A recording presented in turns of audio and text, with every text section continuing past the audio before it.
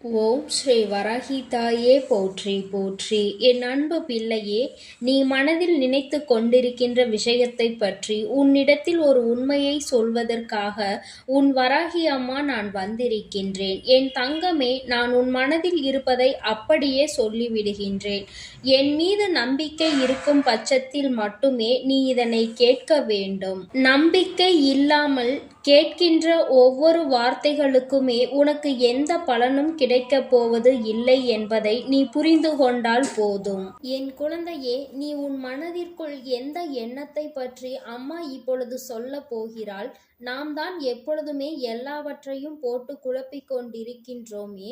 இதில் எந்த விஷயத்தை அம்மா இப்பொழுது நம்மிடம் சொல்ல போகிறாள் என்று என் குழந்தை நீ நினைக்கின்றாய் அல்லவா? என் தங்கமே, முதலில் உன்னிடம் இருக்கின்ற மிகப்பெரிய தவறு இதுதான். எல்லாவற்றையும் போட்டு குழப்பிக்கொண்டு உன்னுடைய மனதிற்குள் ஓய்வில்லாமல் நீ ஓடிக்கொண்டிருக்கின்றாய். என் பிள்ளையே, உன்னுடைய வாழ்க்கையானது ஒவ்வொரு நாளும் கடந்து வரும் பொழுது எல்லாம் எதற்காக இன்று விடுகிறது, எதற்காக இந்த இரவு வருகிறது, எதற்காக எல்லாம் நடக்கிறது என்று எப்பொழுதும் ஒரு நம்பிக்கை இல்லாத பார்வையோடு தான் நீ கடந்து வந்து கொண்டிருக்கின்றாய். ஒரு நொடி பொழுதேனும் இது நமக்கானது, இது நம்மால் முடியும் என்று நீ யோசித்திருக்கின்றாயா? இந்த விடியல் நமக்கானது, இந்த இரவு நம்முடைய ஓய்வுக்கானது என்று நீ சிந்தித்து பார்ப்பாயானால் நிச்சயமாக உனக்கு மனதிற்குள் மிகப்பெரிய நம்பிக்கை பிறந்துவிடும். என் குழந்தையே, ஒவ்வொரு நாளும் ஏதோ ஒரு மனவேதனையில் உன் மனதிற்குள் அது உன்னை போட்டு ரணமாக்கி அழித்து கொண்டிருக்கின்றது. சிந்திக்க சிந்திக்க கண்களில் கண்ணீர் ததும்புகின்றதே தவிர அதற்கு தீர்வு கிடைத்த பாடில்லை. தீர்வு கிடைத்துவிட்டால் போதும், இந்த வாழ்க்கையில் ஏதேனும் ஒன்றை நாம் சாதித்து விடலாம் என்று என் பிள்ளை நீ நினைக்கின்றாய் அல்லவா? என் தங்கமே, ஒவ்வொரு நாளும் நீ ஒவ்வொரு பொழுதையும் கடந்து வரும் பொழுது உன் மனது ஏதோ ஒரு விஷயத்தை சுமந்து கொண்டே அலைகின்றது. அதை உன்னால் முழுமையாக இறக்கி வைக்க முடியவில்லை.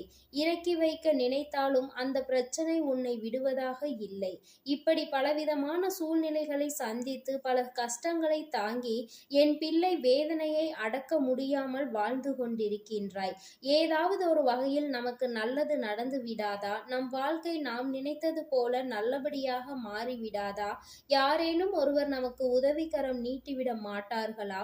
உதவிகளை செய்யாவிட்டாலும் நம் கண்ணீரை யாராவது துடைக்க மாட்டார்களா என்று என் பிள்ளை நீ நினைத்து கொண்டிருக்கின்றாய். இந்த ஒரு விஷயம் நமக்கு வாழ்க்கையில் நடந்துவிட்டால் போதும், எல்லாமே நமக்கு நடந்துவிட்டதாக மாறிவிடுமே.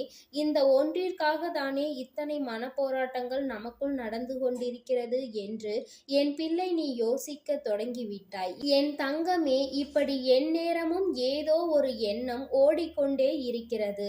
அதிலும் இப்பொழுது நீ நினைத்து கொண்டிருக்கின்ற விஷயம் உன்னுடைய எதிர்காலத்தை பற்றியது. அதிலும் குறிப்பாக உன்னுடைய துணையின் நடவடிக்கையை பற்றியது.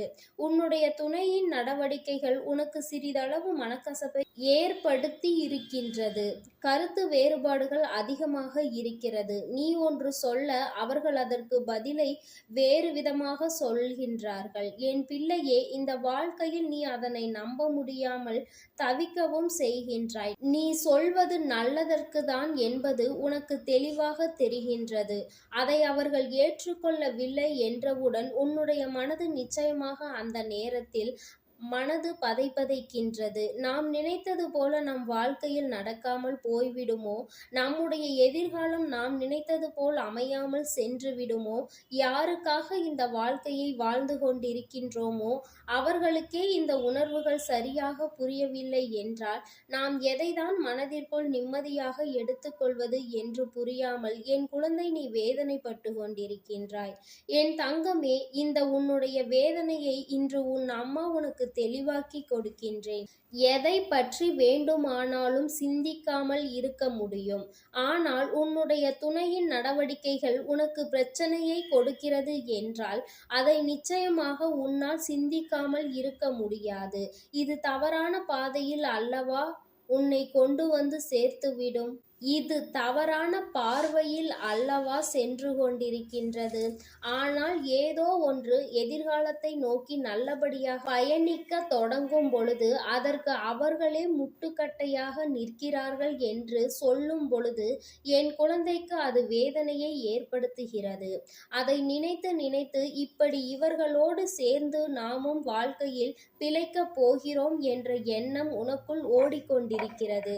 இந்த வாழ்க்கையில் நாம் நினைத்தது, நம்முடைய எண்ணங்கள் எல்லாமே ஒரு நாள் நாம் நினைத்தபடி நல்லபடியாக மாறிவிடும் என்று நினைக்கின்றோம்.